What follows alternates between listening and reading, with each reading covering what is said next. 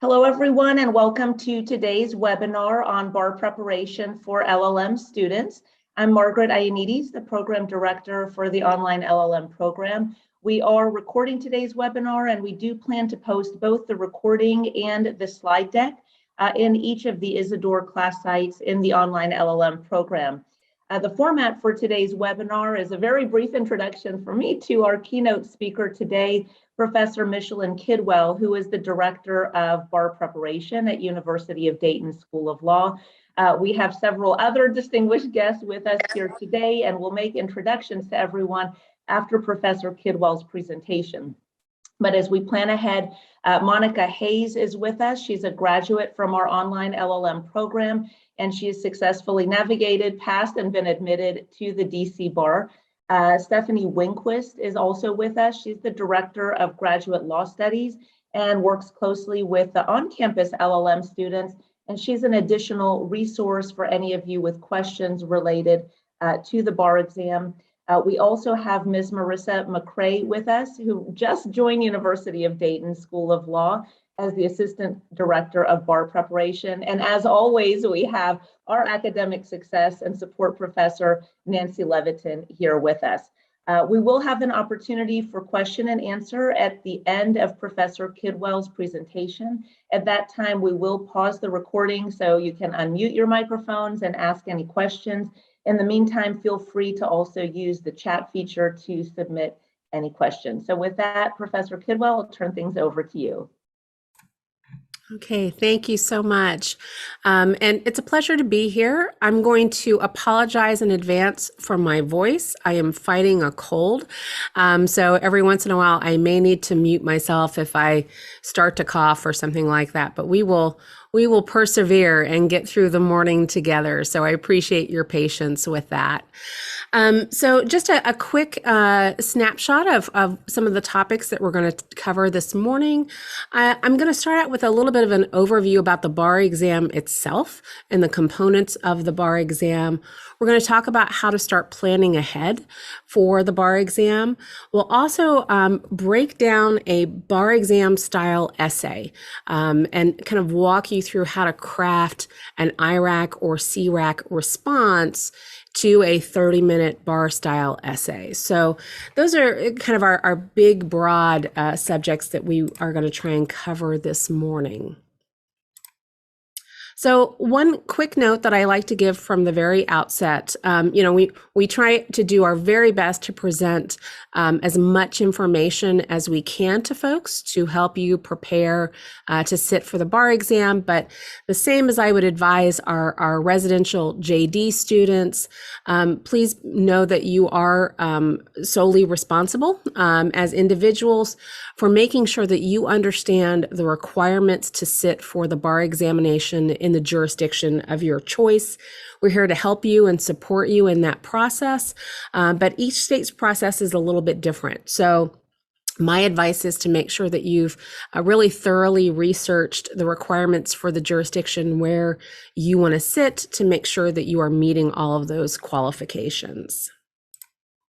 Okay, so let me talk a little bit about the bar exam and specifically some of the abbreviations that you'll hear associated with the bar exam. I tend to refer to this as alphabet soup because it can get a little confusing with all of the different kind of shorthand ways that we refer to different components of the bar exam. I want to start out by talking a little bit about the NCBE. So the National Conference of Bar Examiners. I consider this to be the single best place to start in terms of your research for the bar exam. So what the NCBE is they are a not-for-profit corporation. They actually develop the licensing tests for bar admission. For most jurisdictions, they actually provide not only the written components, but they also will serve as the main conduit for character and fitness fitness services as well. So very important. My first stop that I would say in terms of researching what the bar exam is and where to find information would be to go to the ncbex.org website and start exploring. And in a few minutes, we'll actually take a look at some of the information that you can find on the NCBE's website. One other thing that I think is always important to mention, and it's in addition to the bar exam itself. So sometimes it's a component that folks aren't immediately aware is also a requirement for licensure in almost all jurisdictions, is the MPRE, also what we would call the Multi-State Professional Responsibility Exam. What this is a 2-hour exam. There's 60 multiple choice style questions. Again, it's required by almost all states and all jurisdictions. Usually it's something that is taken during law school or during your program. It's something that you would want to do before you actually sit for the bar exam itself. It focuses in on questions of ethics that most states will require for licensure purposes. I mention it now because it's only offered 3 times during the year. So it's helpful to go ahead and start taking a look at the requirements for jurisdictions and when it would be available for you to take prior to sitting for the bar exam. It's held in August, November, and March, and information about the MPRE can also be found on the NCBE's website. They are the folks who create and administer the MPRE. The last abbreviation I want to talk about on this slide is what we refer to as the UBE, or the Uniform Bar Exam. Now, this is the bar exam that's written by the NCBE in its entirety. A growing majority of states, including Washington, D.C. and Washington State, have adopted the UBE, so it's worth talking through. One of the benefits about the UBE is that it does offer a portable score, and I do want to make a quick note in terms of what I mean by that. Portable score means that you sit for the bar exam one time, and if you score high enough to, pass that particular jurisdiction's threshold, it might also qualify you to transfer that score to another jurisdiction that has a similar or lower cut score for admission purposes as well. Now, the one caveat that I'll put on that is that portable score does not necessarily mean portable status in terms of admission to the bar exam. So you still have to do your research and make sure that you're meeting any other admission requirements that exist for those other jurisdictions should you want to transfer or port your score to more than one jurisdiction. So, and again, we'll take a look at the NCBE's website, but the UBE is completely drafted by the bar examiners, and there's quite a bit of information on the NCBE's website about it. I also want to talk about the components of the UBE. And again, I think this is worth mentioning because even if your jurisdiction, like California, doesn't administer the UBE in its entirety, they do utilize at least one component of the UBE exam as part of their licensure process and their bar exam process.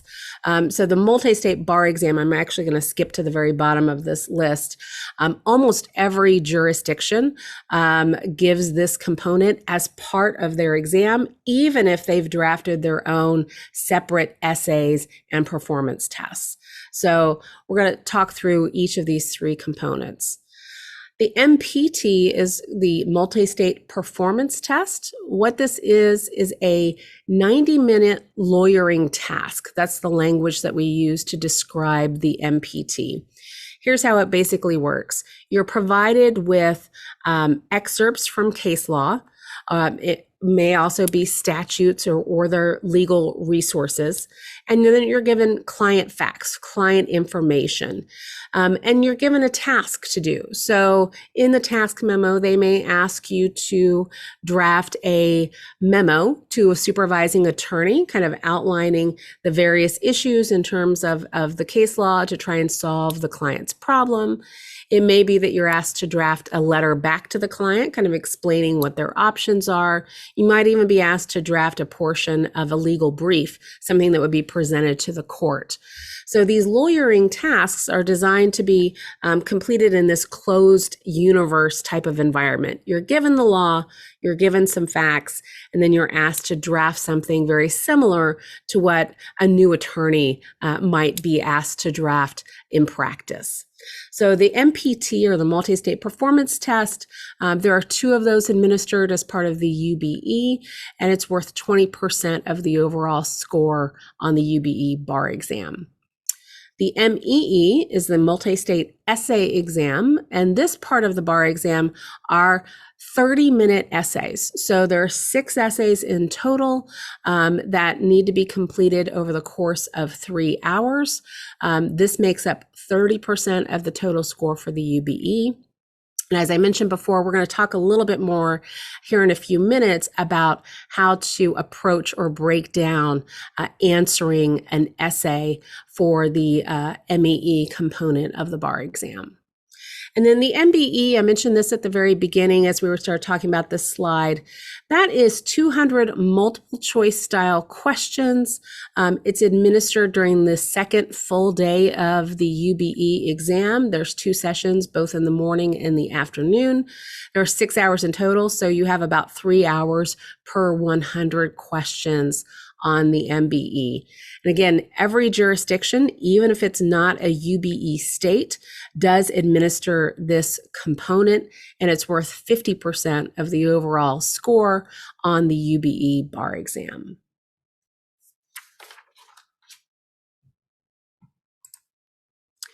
So I mentioned before, some states will have different formats. So they may not all be using the UBE like California, but they still may draft, they still will probably have components that are very similar to the other sections of the UBE bar exam itself. So for example, California writes their own performance tests as opposed to using the ones that are drafted by the NCBE. So you may still be asked to complete one of these lawyering tasks that we were describing a moment ago. They also are going to ask you to write essays as well.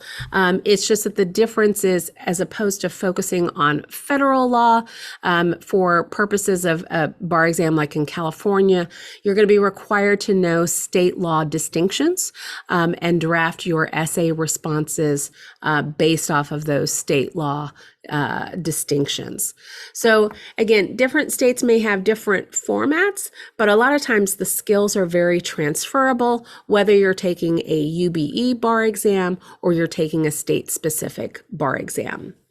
Now, the NCBE website, which I'm going to actually pop out to and show you here, offers a comprehensive bar admissions guide.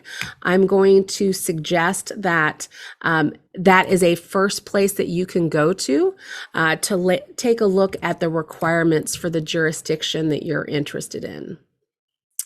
So I'm actually going to pop out to the NCBE's website now and share that with you. Okay, so you can see I'm on the NCBE's website. When you first log into it, you'll see this great drop down off to the side that tells jurisdiction information. So from here, you can just select the jurisdiction that you're interested in. Let's say it's Washington State. You can select that and hit go. And then the NCBE's website will give you links to different charts that share with you very important information about sitting for the bar exam in that jurisdiction. So it'll let you know filing deadlines. It'll let you know about the application fees. It will let you know if it's adopted the UBE or if it's using a state-specific bar exam. It'll let you know what that passing score is for that particular jurisdiction. It'll let you know if there's a jurisdiction-specific component, and I'll talk about that a little bit more here in just a moment. It'll let you know information about transferred scores and things of that nature. It'll also talk about the MPRE. So from my perspective, the very first place to start as you begin your research in terms of the jurisdiction where you want to sit for the bar exam is to go to the the NCBE's website and start looking at some of the specific information that's provided. The other thing that I would note is that they also provide a link to and information about the bar admission agency for the jurisdiction where you plan to sit. So in addition to the NCBE's website, another important resource is to go directly to the website for the State Bar Association in the jurisdiction where you plan to sit. That's where you can find additional frequently asked questions and other admissions information.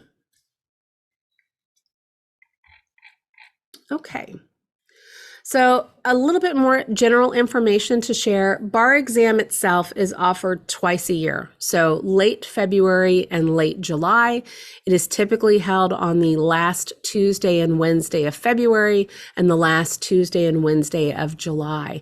If you happen to be sitting in a jurisdiction that is non-UBE, it might also extend another half day into a Thursday, but typically those are the dates when most jurisdictions are conducting their bar exam. I'm actually going to talk about the character and fitness process here in just a moment, so we'll come back to that momentarily.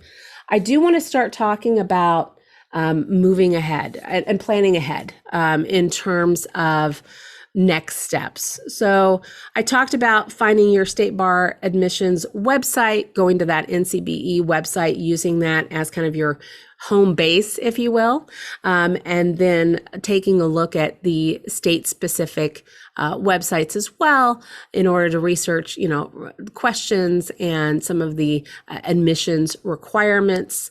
I would advise to start looking at that and thinking about your application process early. And the reason I say that is because character and fitness, this component of the application process that exists in all of the jurisdictions, can take a considerable amount of time to complete.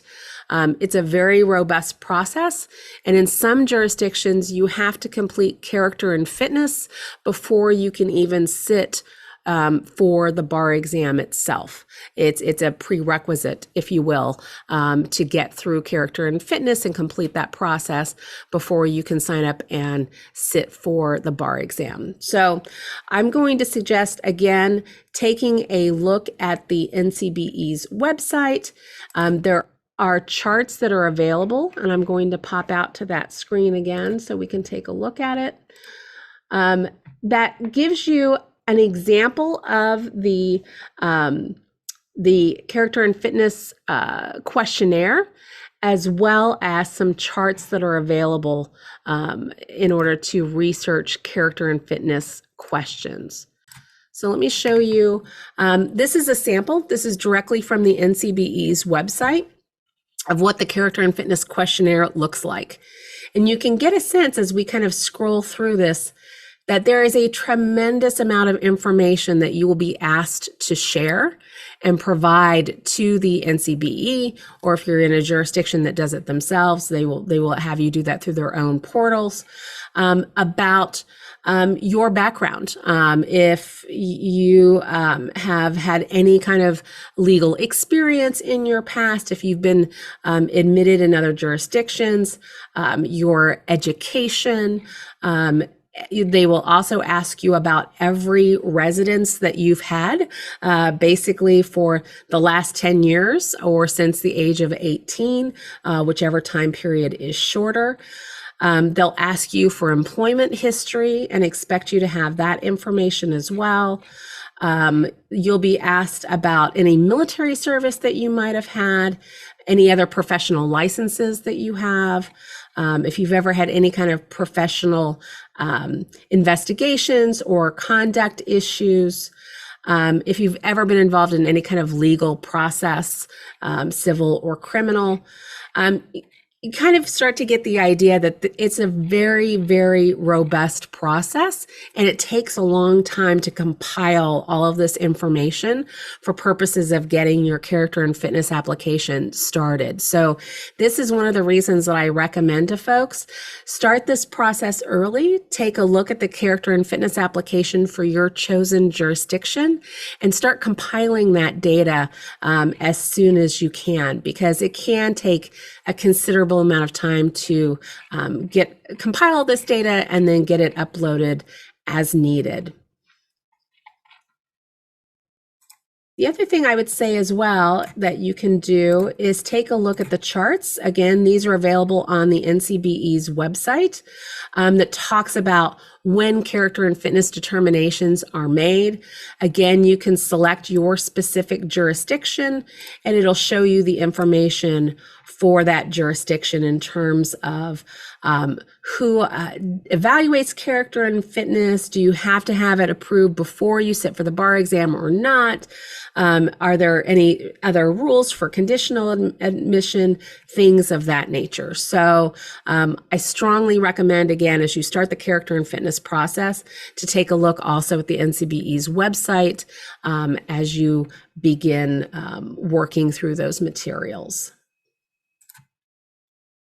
Okay, let me go back into our presentation now. Okay, I already mentioned, make sure that we are noting any contact phone numbers, email addresses, the state-specific website. That information is very handy to have.